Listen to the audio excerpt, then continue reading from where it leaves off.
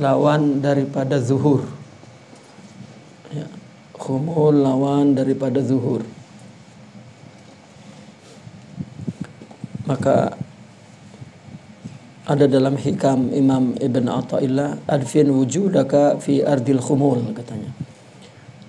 Adfin yakni pendamlah wujudmu, dirimu di bumi khumul. Seorang yang belum waktunya untuk nerima pujian orang ramai, maka sepatutnya tidak masyhur. Karena zuhur yurisul hujub, yani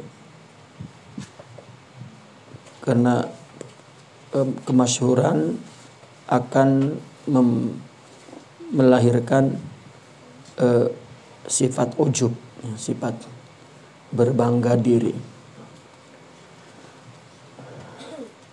Maka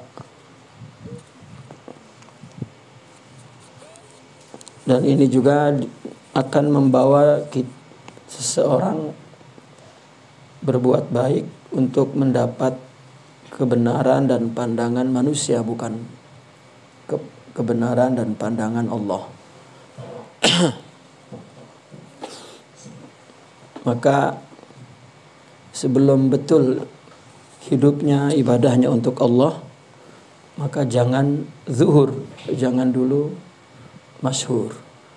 Itu pun salah satu tarbiyah untuk membetulkan tujuan ibadah kepada Allah Subhanahu wa taala, tidak kepada manusia.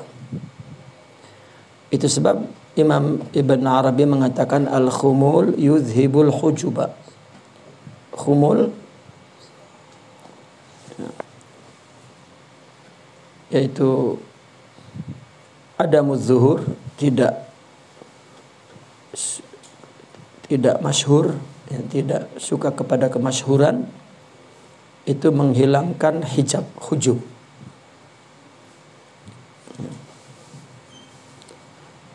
Nah, kemudian wasyahwat, dan syahwat turisul ujuba. Syahwatlah yang mewarisi ke sifat ujub, sifat. Dan juga wal hujub, dan juga hijab.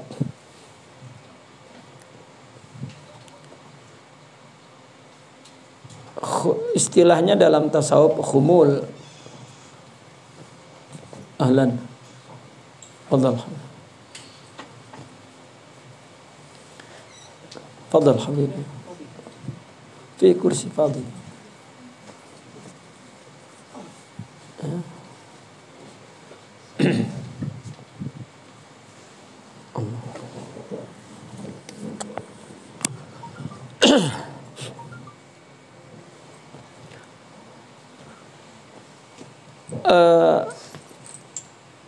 Khumul tetap istilah apapun dalam tasawuf, ya mesti kita tundukkan kepada manhaj. Ya. Khumul sebetulnya bahasa yang dipakai oleh orang Arab untuk kusul, ya. Orang yang tak nak buat apa-apa, dia tidur di atas katil dan berselimut, itu kan kinayah daripada orang yang dhaif, dan orang yang kaslan, ya. Itulah asal kata khumul. Itu sebab orang yang tak suka kepada tasawuf, ketika di dalam tasawuf menggunakan istilah khumul, diartikan kasul. Maka orang-orang sufi itu zikir, duduk saja.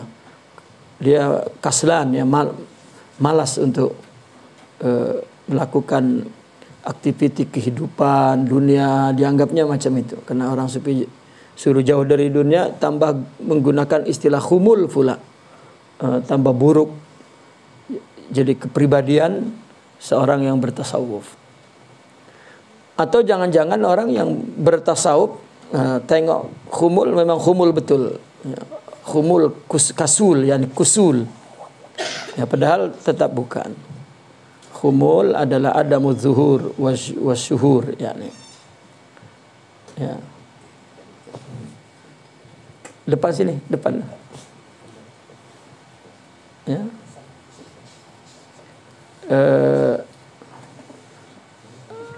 Tetap artinya bahwa pendidikan tarbiyah tasawuf adalah untuk tidak ibadah atau tujuan ibadah bukan kepada makhluk. Karena kalau dia berbuat baik memang untuk makhluk, dengan makhluk, maka tentu itu akan membawa kepada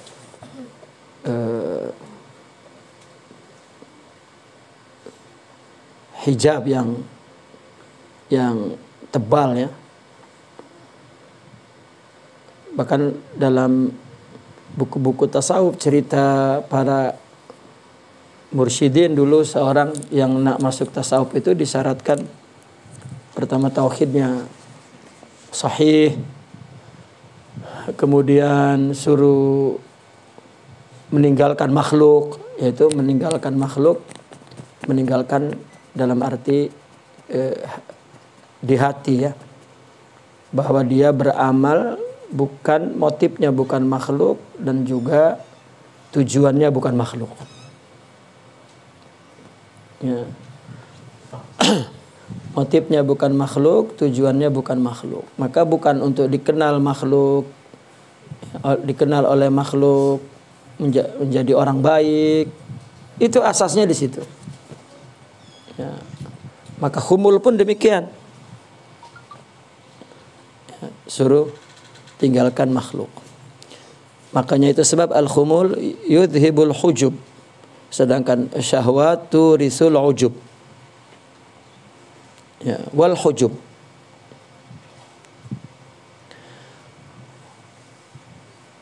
Ya, jadi kita jika mendengar orang di luar tasawuf mengata khumul, ya, maknanya kasul, pemalas, tidak, itu istilah saja. Ya. Khumul itu orang yang yang tidur di dalam selimut, gitu. Menunjukkan malas, pemalas. Tapi ini bukan maksudnya dia melakukan kebaikan, melakukan ibadah bukan untuk orang. Ya, bukan untuk orang. Karena sering mereka mengatakan seorang yang ingin zuhur, ya,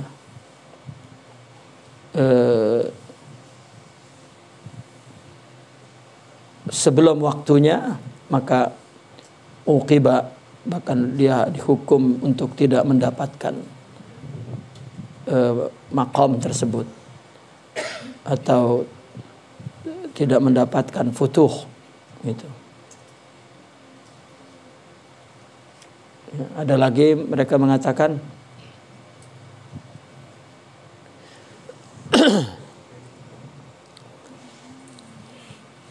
Allahumma shalli ala sayyidina Muhammad. Seperti yang dikatakan oleh Imam Ibn Athaillah, adfin wujudaka fi ardil khumul, fama nabata mimma lam yudfan ma la yatimu nitajuhu.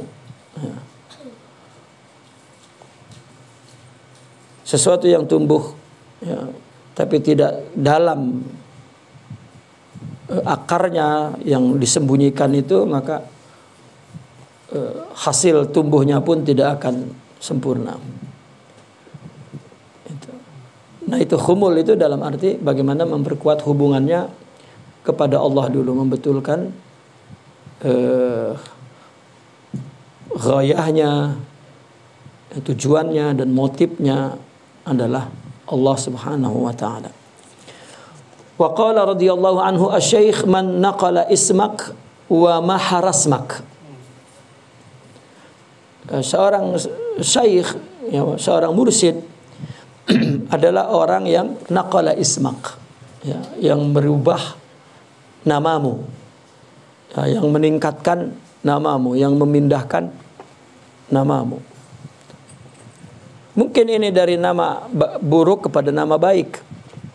Tadinya kita disebut dengan sebutan dengan nama yang kurang baik karena perbuatannya kurang baik, maka kemudian berubah menjadi baik. Atau ya, naqala ismak itu minas sifah karena sifatan sara isman. Ya, karena ada dalam konteks lain seorang syekh itu yang merubah sifat menjadi nama, katanya. Man yani naqala sifah ya, ila isim. Ya, tadinya berupa sifat, kalau sudah jadi nama maknanya maqam. Ya.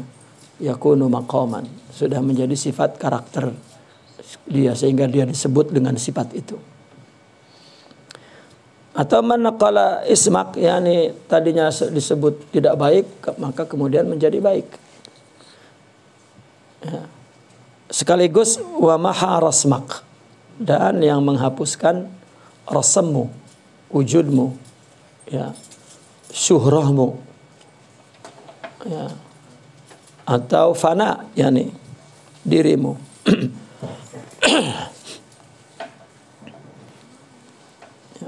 Bukan berarti ada pemberian nama-nama, ya, tidak, karena ya Allah lah yang tahu setiap makom seseorang, dan di dalam tasawuf tak ada kita mengejar pangkat begitu ya, pangkat rohani sekalipun tak ada. Mungkin kalau dalam kehidupan ini, dalam dunia madya ini macam di askar misalnya kan ada pangkat, namanya berubah, nama-nama pangkat, nama-nama pangkat. Ya. Tasawuf tidak ada. Ya, hanya ketika bercerita tentang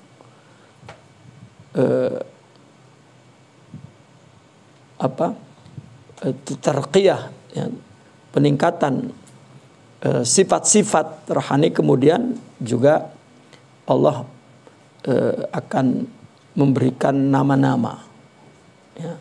Bukan dalam arti ada yang diberi nama dengan nama rohani, ya. Tidak. Man naqala ismak wa maha rasmak. Asy-syaikh man atla'aka ala halik la man akhadha malak. Ya. Seorang syekh adalah seseorang yang memperlihatkan kepadamu, man atlaka ala halik, sah, ya. Syekh adalah seorang yang mempertunjukkan kepadamu akan keadaanmu, yang membuat kita menyadari bahwa kita hamba, ya, bukan tuan. Kita selalu ditangani oleh Allah, ya, bukan kita yang melakukan sesuatu. Haluka kal abd, haluka kal makhluk, haluka, ya. Asy-syaikh man atla'aka ala halik la man akhadha malak. Bukan syekh, bukan seorang yang mengambil hartamu, ya. Bukan yang mengambil hartamu, ya, karena tidak ada paspor, ya, yang paling mudah untuk masuk ke setiap negara melainkan atas nama rohani, masuk ke setiap kulub, hati manusia, ya. Jadi seolah-olah tasawuf itu seperti sebuah visa masuk ke dalam hati manusia. Ya, mudah karena dia berbicara tentang hakikat kemanusiaan. ya, hakikat manusiawi, kemanusiaan yang berbicara tentang manusiawiyah. Ya. Jadi seolah-olah mudah untuk masuk ke dalam kemanusiaan, yaitu bab tasawuf, pasport tasawuf. Maka orang yang banyak menggunakan pintu tasawuf ini, dia menjadi pimpinan tasawuf untuk masuk ke dalam negara hati manusia dan kemudian mengambil hartanya semua untuk memperkaya diri. Ya, tak ada orang jika hatinya sudah diambil, negaranya sudah dikuasai, ya hati kan umpama gangster ya. Artinya setiap tempat itu ada abang alongnya kan gitu. Kalau abang alongnya sudah ditundukkan, maka semua yang ada di dalam itu pasrah. Ya. Dan itu terjadi di negara kita itu berpuluh-puluh tahun, ada aja case macam itu. Ya, dia mudah mengaku sebagai seorang guru, seorang syaikh. Dia mengaku bahwa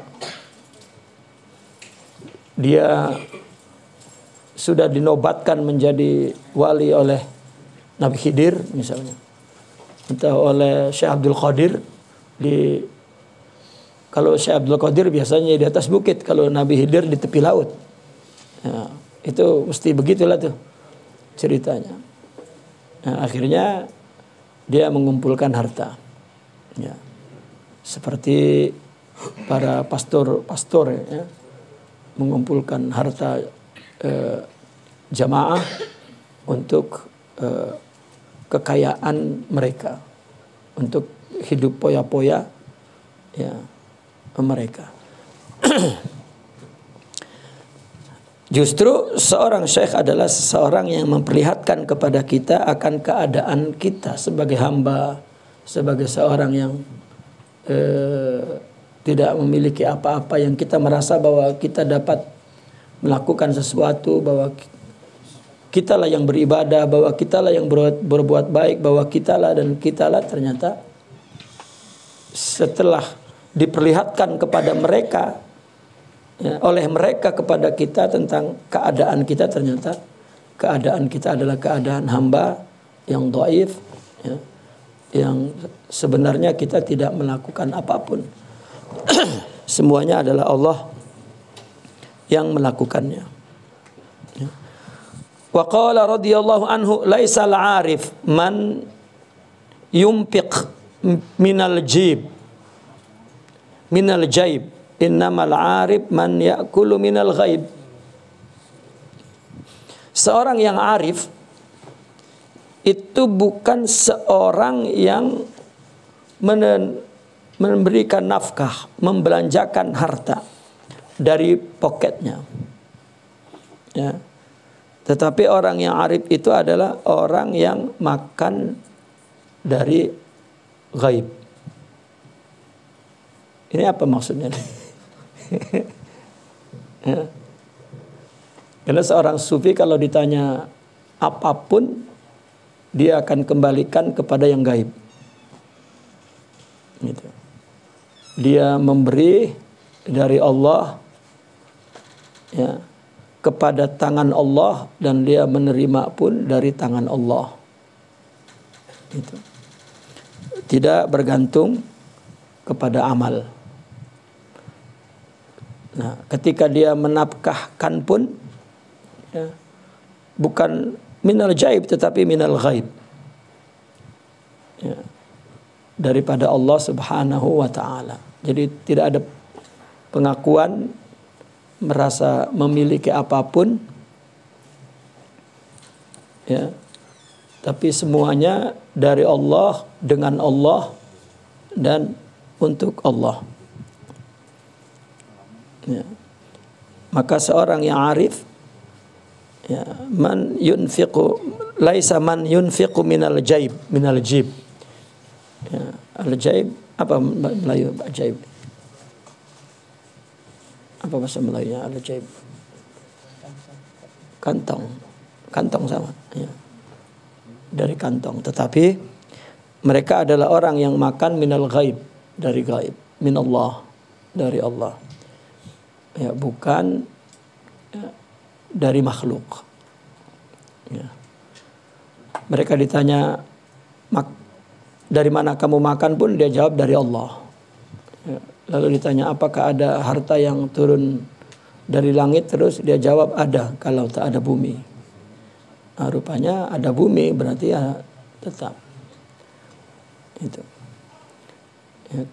Ketika ditanya, kamu ini tak mau mengalah, banyak cakap. Nah, dia kata memang Allah mentajalikan kalam adalah tajalli yang paling afdal, cakap. Nah, kamu ini tak mau mengalah. Dia kata, bagaimana batil mengalahkan yang hak? Artinya tidak bergantung kepada amal perbuatan ketika melakukan sesuatu, dia bergantung kepada apa yang ada di belakang ini. Ya. Wamshu fi manakibiha. Ya. Kemudian wakulu min rizqihi. Berjalan di muka bumi ini mencari nafkah, mencari kerja, tetapi makan dari Allah. Ya. Wakulu min rizqihi, makan dari rizki Allah. Kalau bergantung kepada poket, kering. Ya, tapi bergantung kepada ghaib, tidak pernah habis. Ya. Bergantung kepada poket memang tak ada. Ya, bergantung kepada Allah akan ada. Itu patut prinsip mereka. Jika ada orang yang minta tolong, ya, dia sanggupi saja, oke. Ya. Berhasil tak berhasil bukan urusan dia, karena dia tidak memberikannya dari poket dia, tak ada. Artinya dari usaha, dari kerja. Ya. Tetapi dari Allah. Jika ada orang perlu, pertanda bahwa Allah akan memberi. Kita adanya perlu dulu, adanya butuh dulu, adanya keperluan yang mendesak sangat. Ya. Mereka menganggap bahwa itu adalah berita yang diutus oleh Allah bahwa Allah akan memberi. Jadi kalau kita tak ada keperluan, memang berarti tak ada catatannya di qada bahwa Allah akan memberi itu. Jadi ketika ada keperluan, ya. Makanya orang yang tak punya, ya, dalam Al-Quran itu dikatakan, kemudian tak berani menikah. Al-Quran disuruh menikahlah. Yughnikumullah, katanya. Allah nanti yang akan kasih rezeki. Saya tak ada uang untuk menikah, tak, nikah dulu. Ya, 1 hari saja dia menikah, terus keluar dari rumah tuh cari duit. Allah kasih, karena ada keperluan, karena ada orang yang Allah akan bagi makan di situ. Minal ghaib, bukan minal jib. Kalau diam saja memang tak ada rezeki langsung tuh. Ya. Orang bujang tak perlu nikah lagi, berarti belum ada rezeki tuh. Ya, lahir anak tambah rezeki. Laisa minal jib walakin minal ghaib. Ya. Saya baca kitab mereka tentang bahwa keperluan yang mendesak itu berita dari Tuhan bahwa Allah akan memberi. Itu kena pikir dulu, iya ke? Iya. Betul. Kalau tak ada perlu memang langsung kita tak cari. Nak cari kemana? Kan? Ya. Ada satu masa kita cari memang tak ada, kemudian tiba-tiba ada. Ya, itu minal ghaib. Artinya mereka bergantung kepada Allah, bukan bergantung kepada usaha. Ya. Al-jab kan merupakan simbol usaha. Ya, tapi ghaib, ya, wamshu fi manakibiha, carilah rezeki di muka bumi ini, wa kulu min rizkihi. Bukan dari usaha kita, bukan dari manakib, bukan dari bumi, tapi dari langit. Ya, semua rezeki dari langit. Kalau dari bumi mungkin habis, tapi langit tak akan habis. Ini juga setelah di atas dikatakan bahwa Syekh merubah sifat menjadi nama dan bahkan menghilangkan keakuan kita. Ya. Karena nama itu adalah nama yang diberikan oleh Allah. Ya. Kemudian saya jugalah yang memperlihatkan akan keadaan kita. Ya. Dan mereka adalah yang mengajarkan kita untuk iktimad kepada Allah, bukan kepada amal. Bidzikrika tablughu fil maratibil jalalah la bismil jalalah. Bukan kita banyak zikir alfaz tentang menyebut nama-nama jalalah, tetapi dengan kita mengingat Allah itu, lafal jalalah itulah yang akan membawa kita kepada Allah Subhanahu wa taala. Ya. Saya sering mengulang-ulang bahwa hakikat tasawuf itu yaduru fi ma'na taqwa wal istiqamah. Ya. Jadi orang bertasawuf itu orang yang tengah buah apa? Hakikatnya apa? Hakikat dalam arti sebenarnya, hakikat dalam makna sebenarnya. Sebenarnya orang yang bertasawuf itu tengah buah apa tuh? Apa yang aktiviti dia dalam atau seputar apa? Itu seputar at-taqwa wal istiqamah, yani amal. Taqwa adalah amal, maksudnya al-imtithal wal ijtinab. Ya, amal melaksanakan perintah Allah dan menjauhi larangan Allah, dan istiqamah melakukannya untuk Allah. Apabila seseorang melakukan itu, meskipun dia tak baiat mana-mana tarikat, hakikatnya dia sedang bertasawuf. Nah, orang meskipun dia ambil baiat dah berpuluh-puluh tahun dah, tapi tidak menyadari, mengerti, tidak mengetahui bahwa tasawuf kerjanya adalah beramal untuk Allah, takwa dan istiqamah. Ya, jika tidak menyadari itu, tidak tahu itu, maka sebetulnya dia tidak berjalan di dalam jalan menuju kepada Allah. Nah, maka adapun zikir, ya, zikir adalah untuk menolong dia mempersiapkan diri untuk menerima pertolongan Allah. Ya, karena orang bertasawuf adalah beramal ditujukan untuk Allah. Ya. Lalu ada hijabnya. Untuk Allah itu ada hijabnya, adalah dirinya, nafs. Karena nafsu itu punya dua sifat, katakan hak. Nafsu punya hak dan nafsu punya hadz. Kalau hak kita memang kena penuhi, Islam pun menyuruhnya, tapi hadz ini yang tidak boleh kita bagi. Setiap kita berbuat baik, nafsu minta bagian dia agar dia disebut baik, agar dia dipuji, agar ini nafsu. Nah, itu yang kita tak bagi. Nah, kita beramal untuk Allah tak dapat, karena biasanya beramal untuk kembali kepada kita. Nah, inilah mujahadatun nafas, melawan nafsu. Jadi kita mujahadatun nafas itu sebenarnya adalah membunuh huzuz, ya, haz nafsu itu. Makanya dalam fenomena di tasawuf, ya, kita berkhidmat kepada guru itu, istilahnya guru mengondisikan kita untuk tidak dibalas perbuatan kita itu, ya, oleh dia. Sebetulnya mendidik kita bahwa kita tidak minta balasan dari makhluk, kita memang ibadah untuk Allah. Ya, meskipun mereka sebetulnya membalas atas nama mendidik akhlak, tetapi tidak menanamkan fikroh, ya, memberi itu ada balasannya dari manusia, karena kita sedang dididik untuk menjadi hamba Allah, bil ibadah, bil khidmah. Itu karena apa? Karena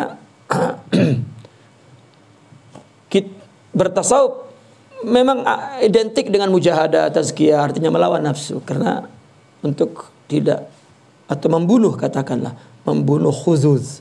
Jadi membunuh nafsu bukan nafsunya yang dibunuh, tapi khususnya.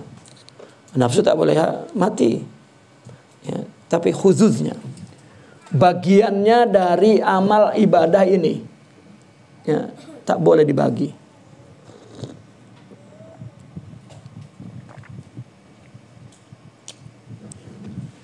Nah, salah satu yang menolong dia adalah zikir. Baik zikir dalam konteks usulul tarbiyah, usulul manhaj, atau furu'ul manhaj. Zikir yang usul, zikir yang kaidah utamanya, yang asas adalah yang disebut wirid am. Ya, itu yang bersifat usul, ya, asas zikir. Yang tasawuf identik dengan zikir adalah zikir ini. Adapun zikir furu, bacaan kita hizib, ya, atau aurad lainnya dan sebagainya, itu furu, ya. Nah itu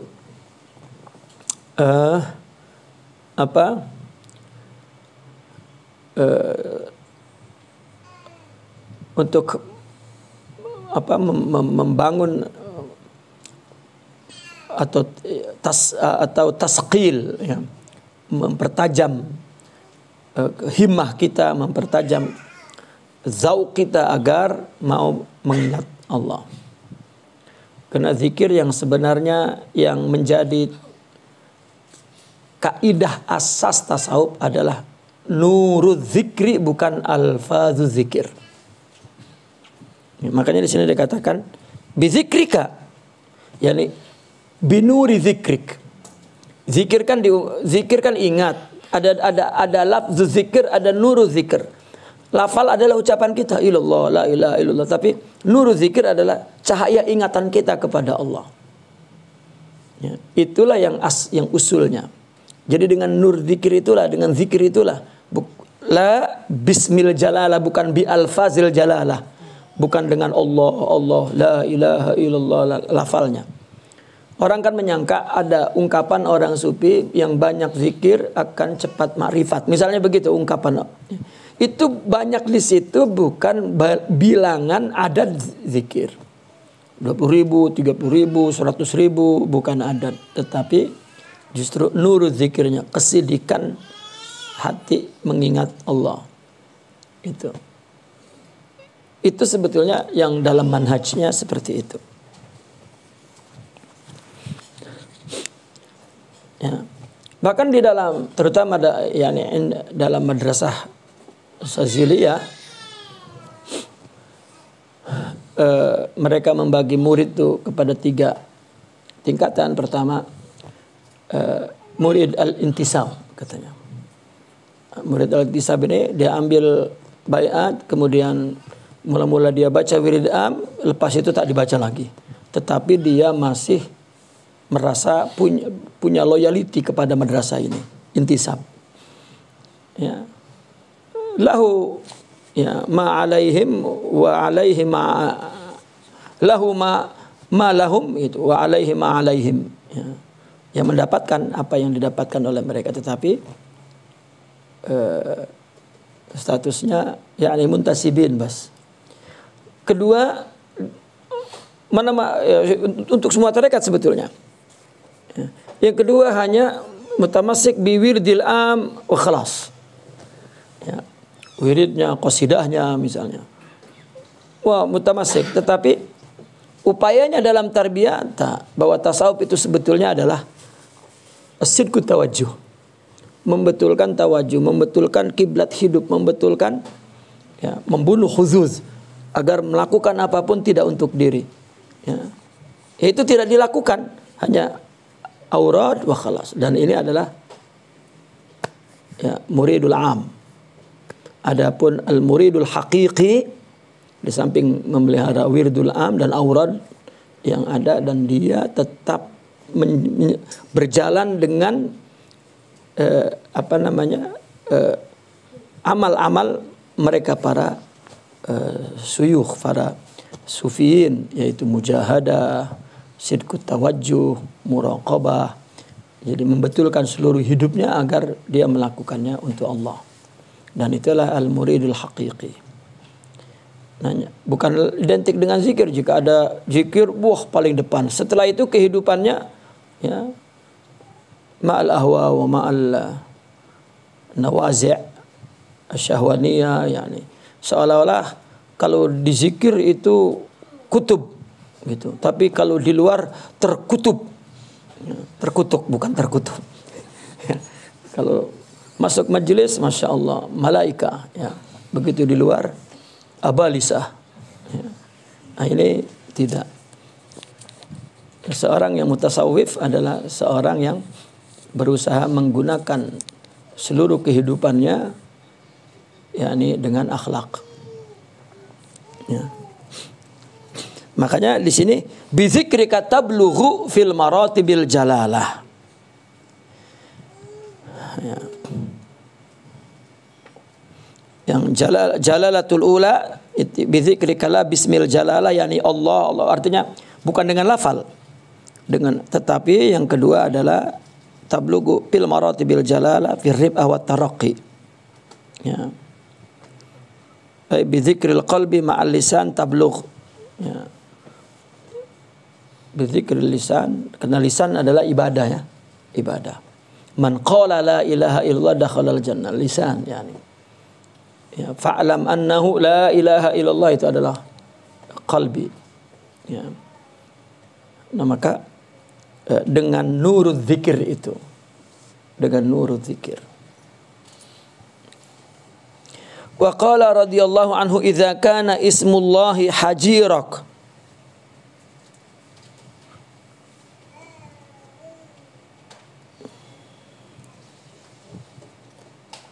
idza kana ismullahi hajirak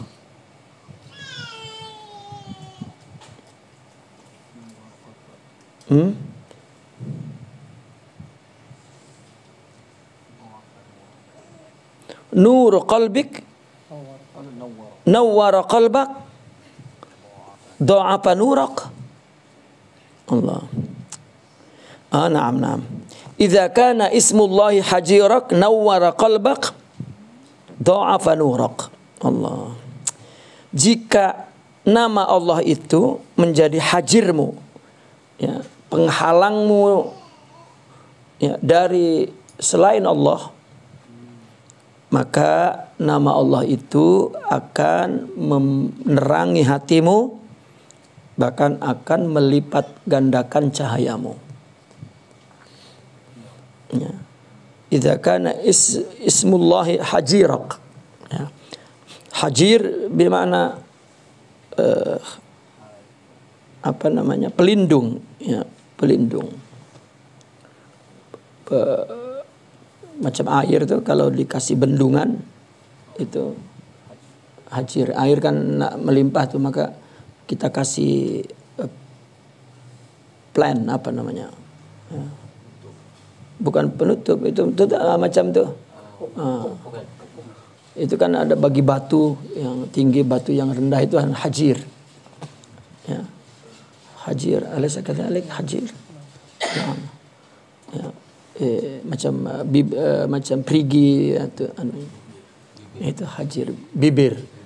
Bibir. Penghalang dari keluar batas ini ke sini kan dikasih hajir. Ya. Nah, jika nama Allah hajir, ya, kita melihat jika segala sesuatu ya itu bukan sekedar af'alullah, sifatullah, lakin ismullah. Ya, apapun yang dia lihat adalah isim Allah. Ya. Yani hatta kita disuruh membaca pun iqra bismi rabbik. Ya, iqra bismi rabbikal ladzi khalaq. Ya. Apabila nama-nama Allah itu sudah menjadi pelindung kita dari selain Allah, ya, tak ada yang tidak Allah, maka senantiasa ya Allah akan menerangi hatimu. Ya. Allah. Wa qala radhiyallahu anhu man aktsara min ismihil latif zahaba anhu kullu kathif. Allah. Barang siapa yang memperbanyak dari nama Allah yang latif. Orang zikir menyebut nama-nama Allah yang latif itu akan memberikan asar. Ya. Setiap orang mengambil zikir dengan nama Allah, ya, jika nama yang Allah ambil nama latif, maka itu akan memberikan pengaruh kepada dirinya. Ya. Istilahnya zikir itu akan memberikan perlindungan kepada orang yang berzikir. Ya, orang nak minta uang pun mesti dia zikirnya ya Razak, ya Razak, ya Razak gitu. Orang yang nak belajar agar Allah bagi paham, ya Fattah, ya Fattah, ya Fattah.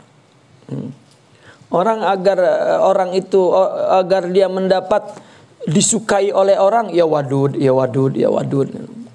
Ya. Orang yang nak dapat ilmu, ya Alim, ya Alim, ya Alim. Setiap zikir akan meliputi sifat-sifat apa yang orang yang zikir itu, ya, apa yang ia sesuai dengan yang ia sebut nama Allah itu.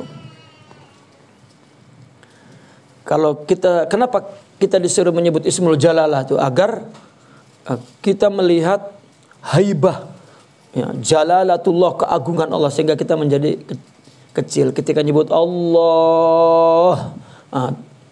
Ya, semua asar bukan hanya dari maksiat, dari perbuatan kita, bahkan asar dari merasa kita wujud itu pun hilang dengan lafaz Allah, Allah, Allah itu.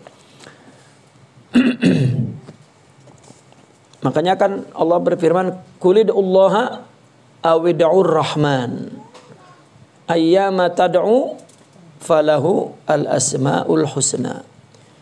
Katakanlah, berdoalah kepada Allah, artinya sebutlah nama-nama Allah, nama-nama jalalah, atau nama-nama Rahman, nama-nama jamalah. Ya. Ini Allah, ini Rahman. Ya. Ini adalah jalalah dan jalal dan jamal. Setiap jalal punya nama-nama, setiap jamal punya nama-nama. Maka kalau dalam kitab Al-Insanul Kamil, ya, Imam Abdul Karim Al-Jili itu menyusun nama-nama Allah berdasarkan Allah Rahman. Itu Allah dan Rahman. Dan Allah dan Rahman ini punya nama Jalal, punya nama Jamal katanya. Ya. Tapi kalau Jalal kepada zatnya dan Jamal itu kepada sifat Rahmannya. Gitu. Nah, maka rububiyah itu di bawah Rahmaniyah. Nah, ada yang mengatakan rububiyah itu atas, ini uluhiyah. Rahmaniyah di bawah rububiyah, itu ya ini perbedaan alfaz. Ya. Tapi yang dimaksud antara Jamaliyah dan dengan Jalaliyah. Kalau orang sering menyebut ya Rahim, ya Rahim, ya Rahim, ya Rahim, maka Allah akan turunkan kasih sayang kepadanya. Ya. Lagi kalau yang suaminya namanya Rahim itu, waduh. Ya. Alhamdulillah. Dapat kasih sayang terus. Man aktsara min ismihil latif, barang siapa yang memperbanyak zikirnya nama Allah yang latif-latif. Seperti apa? Latif ya Karim, ya Rauf, ya Wadud, ya ya Rahman, ya Wahhab, ya Latif juga termasuk nama. Zahaba anhu kullu kathib, maka hilang daripada dia segala sifat-sifat yang kasar. Ya. Karena sifat yang kasar itu melahirkan ikhtilaf, dan itu semuanya dari yang kasar, dari yang kasif, yaitu tubuh ini. Tetapi kalau tumbuh sifat-sifat yang latif, itu dari rohani. maka akan timbul al-ulfah wa ta'aluf, ya, bukan khilaf wal ikhtilaf, ya. Seperti yang ada dalam, kalau tidak salah dalam awal kitab beliau itu, tawafuqul khalqi min haitsu lataifil arwah, kata beliau, ya. Kesepaduan makhluk itu timbul dari kehalusan rohani. Wakhtalafu min haitsu kasaifil asbah. Ya, artinya ketika manusia rohaninya tidak aktif, tidak muncul, ya, sifat-sifatnya tidak Allah aktifkan, maka yang ada adalah sikap itu, sifat itu keluar daripada asbah, daripada tubuh ini, yaitu nafs. Makanya kita perlu memperbanyak zikir itu, nama-nama yang latif, agar hati kita juga, jiwa kita juga menjadi lembut, ya. Tetapi pada permulaan zikir itu memang yang jalal-jalal, illallah, la ilaha illallah, itu, ya, Allah, Allah, Allah, itu akan memberikan pengaruh tuh. Orang banyak zikir la ilaha illallah sampai 1000, 2000, 3000. Ya, itu akan memberikan akan nafsu itu aus ya. Kalau mesin enzim itu terlalu banyak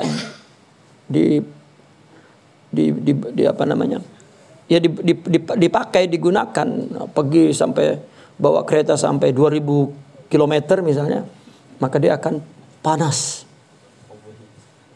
ya.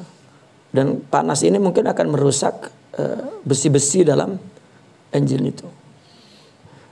Itulah zikir la ilaha illallah. Illallah, la ilaha illallah, la ilaha illallah. Hangus sebetulnya tubuh itu. Itu sebab dilarang orang setelah membaca la ilaha illallah minum air sejuk tuh. Akan merusak kesehatan tubuh. Ya. Tunggu dulu sampai dia hangat, ya. Pas sejuk badannya baru boleh. Memang haus tapi tak boleh minum terus. Ya. Setiap zikir ada pengaruhnya kepada tubuhnya, ada asarnya kepada tubuh. Ya, bahkan mereka seperti Al-Imam Ibn Arabi itu menerangkan asar daripada nama Allah itu, ya kan, kalau diterangkan tanpa ada tafsil ilmi, tanpa ada perincian secara ilmiah, tanpa ada metodologi, mungkin akal tidak menerima. Jadi beliau kaji berdasarkan tawajuhul huruf. Nama Allah, nama tertentu, nama begitu. Lalu dia terangkan ini terdiri dari huruf apa. Ya, misalnya huruf ra, ha, mim misalnya. Ra ini punya tawajuh apa, makna apa, ha punya makna apa, dan dia akan terangkan asarnya kepada tubuh ini. Ya, apakah dia air, apakah dia api, apakah dia tanah, apakah dia udara. Itu sebetulnya hanya metodologi saja. Yang ingin disampaikan adalah kasyaf dia. Tapi dia letakkan di huruf. Gitu. Nah, maka yang ingin dia sampaikan ada asar daripada zikir asma Allah kepada tubuh ini. Ya, itu saja yang ingin disampaikan. Karena kalau tanpa ada metodologi ilmiahnya, biasanya akal menolak. Gitu.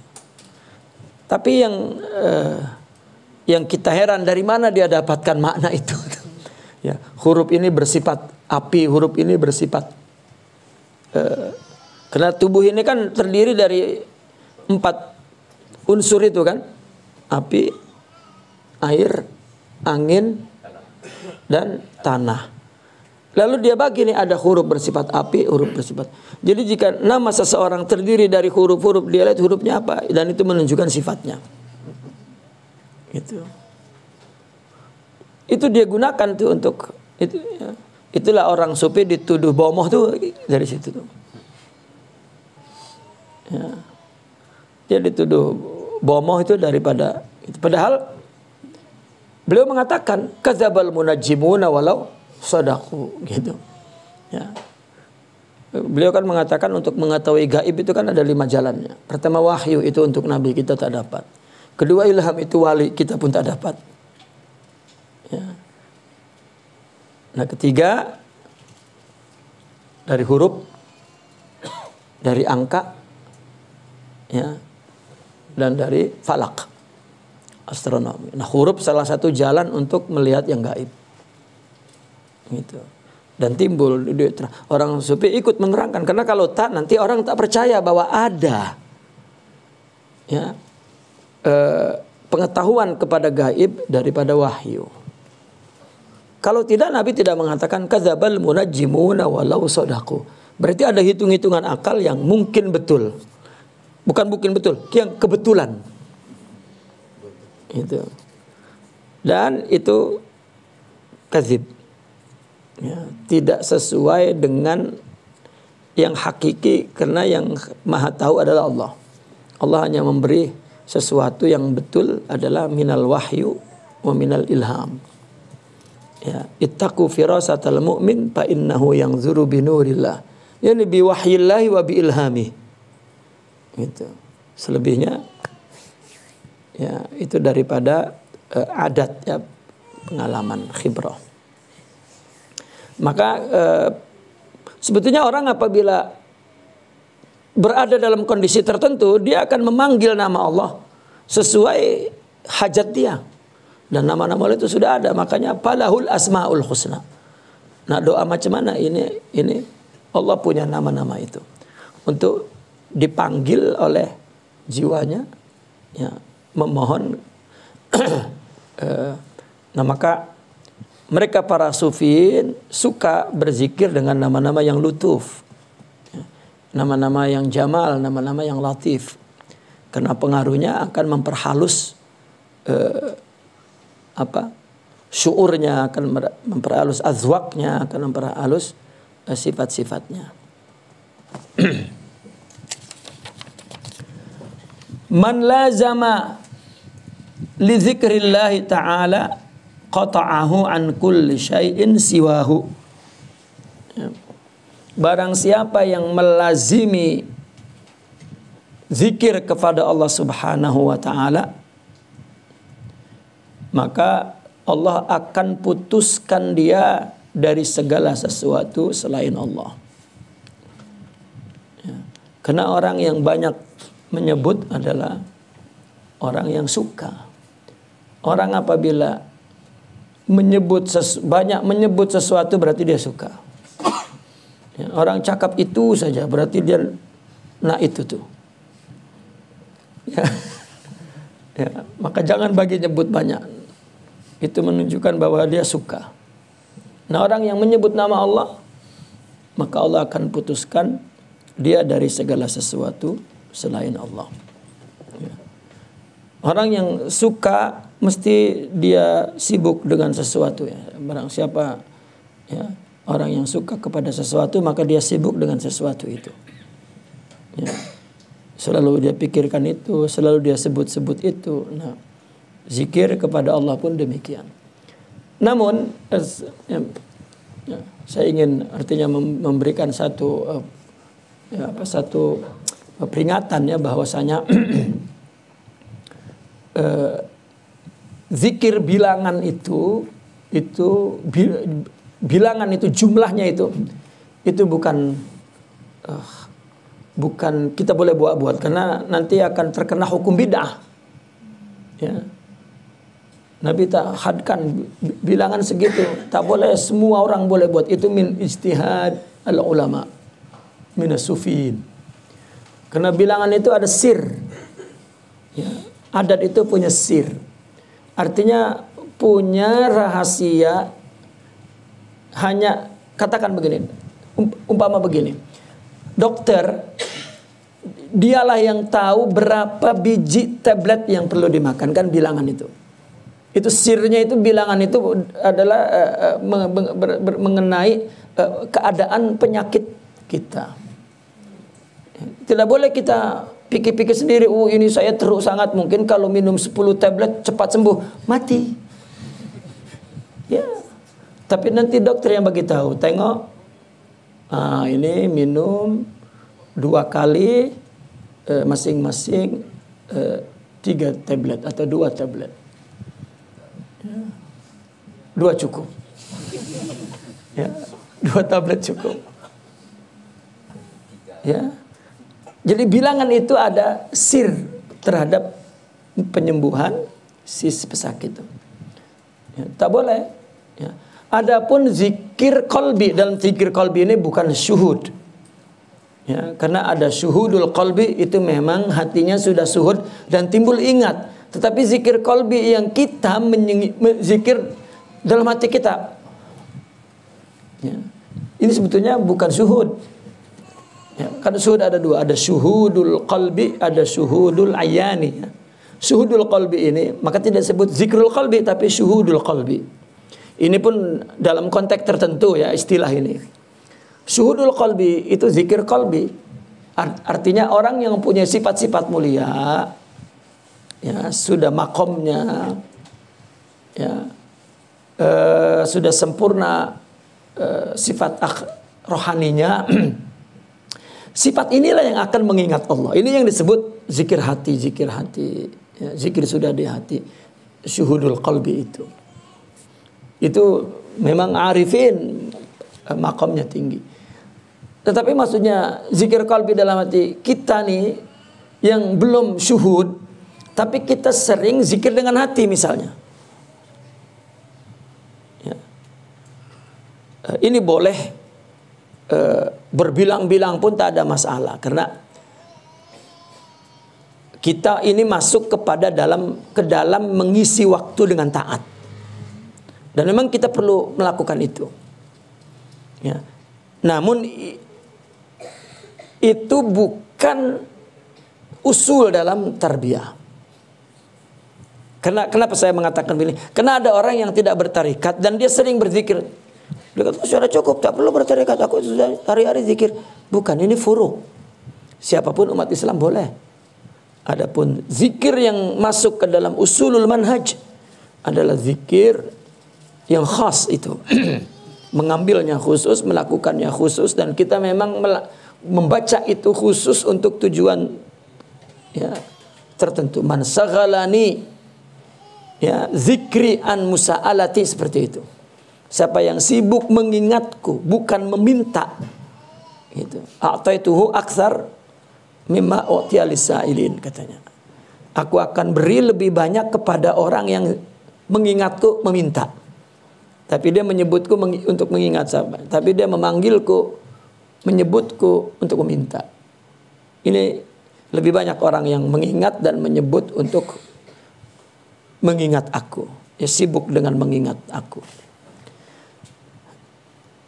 Nah, maka zikir qalbi dalam arti kita mengingatnya dengan hati tanpa menyebut, ya, ini termasuk furu, itu masuk kepada kasratut ta'ah, atau untuk mengisi waktu dengan kebaikan. Dan itu afdal, memang afdal. Maka kita disuruh banyak zikir tanpa ada batasan. Apakah dengan lisan atau dengan hati, untuk mengisi waktu ini minal furu at-tarbiyah. Ya. Artinya tidak beriktimad ke atas ini, tapi yang kita iktimad adalah dalam arti manhaj. Itu adalah zikir yang memang kita mendapat dari syekh dan dengan sanad yang muttasil, dan itu yani fihi nur wal barakah, itu yang memang tidak boleh kita tinggal. Ya.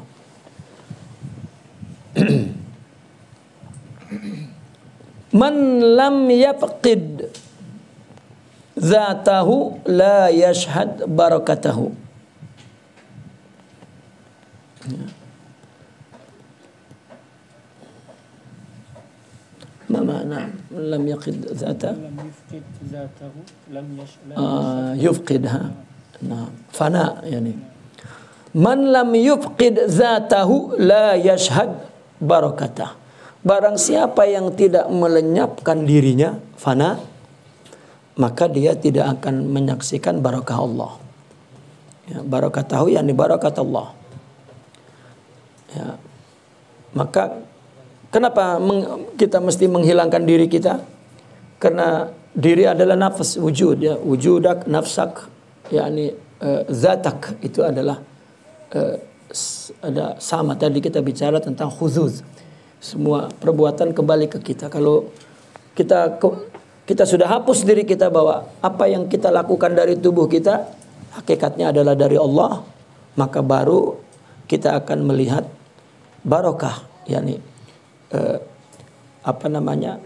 balasan yang tiada terhingga, bukan dalam bentuk balasan kepada tubuh, tetapi balasan kepada ruhiyah, kepada ruhani yang bighairi hisab, ghairu mamnun, ya, yang lahu ajrun ghairu mamnun, ya, pahala yang memang tidak dapat dihitung, tidak dapat disebut, tidak dapat di luar harapan, ya, adalah pembangunan ruhiyah. Ya, karena yang paling susah itu ya kita ini yang paling susah membangun jiwa, katakan begitu dalam bahasa kita. Ya, lebih susah, lebih berat, lebih rumit membangun jiwa daripada membangun apapun.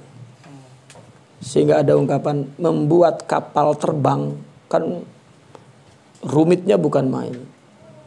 Dibanding untuk membuat jiwa yang baik itu jauh lebih rumit. Membangun istana yang megah indah pun mudah jika dibanding dengan membangun rohani itu, ya, yang megah, yang indah itu sangat susah. Kenapa? Karena khuzuz itu, ya, karena khuzuz itu. Apakah seseorang yang arif, yang muhaqqiq, yang wasil, yang udah sampai kepada Allah, dia tak berhadapan dengan khuzuz? Berhadapan. Namun ghalaba alaihi, ghalib, ya. Namun dia menang, dan menangnya itulah, ya, yang menjadi satu, ya, inovasi, ya, kehidupan yang indah, ya. Kehidupan yang indah yang melahirkan khiyarah, melahirkan ittirar, melahirkan kepada Allah tapi bukan kepada selainnya, ya. Dan dia aman dari selain Allah tetapi tidak aman dari Allah, ya. Dia memang menang untuk melawan apa saja, tapi dia tidak mampu mengendalikan ittirarnya kepada Allah, ketakutannya, kegelisahannya, gitu. Karena kata Imam Ibnu Arabi, tauhid itu seperti orang yang berhutang tak lunas-lunas. Baru bayar, dari mana uang? Dia pinjam lagi dari dia, pinjam untuk bayar. Nah, macam mana nak bayar ini? Pinjam lagi untuk bayar, pinjam lagi untuk bayar, pinjam lagi untuk. Jadi hutang yang tak pernah lunas karena selalu pinjam, ya. Kita sudah lunasi, ternyata ini dari Allah pula. Macam mana nak balas? Nah, jadi itu tauhid. Ya, itu sebab mereka selalu ittirar, selalu bimbang, takut dengan Allah Subhanahu wa taala. Itu sebab kalau belum kehilangan, belum dihilangkan dirinya, dia belum melihat barokahnya, ya, ziyadahnya, ya, khairatnya, ya, kebaikannya. Wa qala man lam yakmul aqluh lam yumkin naqluh. Allah. Siapa yang akalnya belum sempurna maka belum dapat naql, pindah, ya. Belum pindah, terus taraqi, ya, kepada Allah. Minas sifat ilal isim, minasu ilal salah, ya. Yani min ibadah ghairillah ila ibadalillah. Bahkan min ibadah binafsik ila ibadah billah, ya, ila akhiri, terus naql ila ma la nihayatalah, ya. Maka sempurnakan akalnya itu, ya. Orang yang tidak sempurna akalnya maka tidak mungkin nakalnya. Ini anunya kalimatnya ini ya, aqluh naqluh. Ya, ada muqabalah. Ya. Ada muqabalatul alfaz gitu. Tetapi unik ya. Aqluh di sini adalah ruh, tetapi karena tuntutannya naqluh maka aqluh. Ya. Bukan dalam arti akal ya, akal filsafat ya, akal kalam, ilmu kalam, tetapi akal batin, akal ruhani. Ya, karena ini babnya bab tasawuf, bukan bab ilmu kalam, bukan bab filsafat. Ya, man la yakmul aqluh yani ruhu. Makanya ketika ulama sufi menafsirkan la salata liman la aqalalah, yani la khusyu'alah, la syuhudalah. Gitu. La salata liman la aqalalah. Tidak salat orang yang tidak berakal. Ya, makna umumnya inilah orang gila tak boleh salat lah. Ya, orang tak ada akalnya, tetapi akal batin yaitu. Ya, karena tetap orang istilah akal batin pun akal tetap, karena ada lidah batin. Ya, maka tergantung dia punya ilmu apa yang dibahas, maka istilah itu mengikut ilmu itu. Kan di dalam tasawuf ada mata batin, lidah batin, ada hati batin, ada akal batin, ada semua batin. Nah, ketika orang sufi sering mengkritik akal, artinya akal yang tidak bersumber dari akal batin. Tidak ada ruh. Akal tanpa rohani tak berguna. Maka tauhid dari tauhid burhan katanya, akal kepada tauhid ya, hal atau ruh atau itu hanya terminologi. Makanya yang dikritik oleh mereka itu seputar terminologi. Ya, kita diajarkan la musyahata fil istilah. Ya. Kalau maknanya sudah paham, tinggallah istilah. Ya. Baik itu tentang ulumul haqaiq, ilmu-ilmu hakikat yang mujarrad, malabis, thawb, baju. Ya, kalau sudah dibuka, buanglah bajunya. Ya. Baru ada ijtima' di situ. Ya, ada lazzah, ya, ada zauq, ada nur. Ya. Baik. Naqif huna walhamdulillah. Al-Fatihah.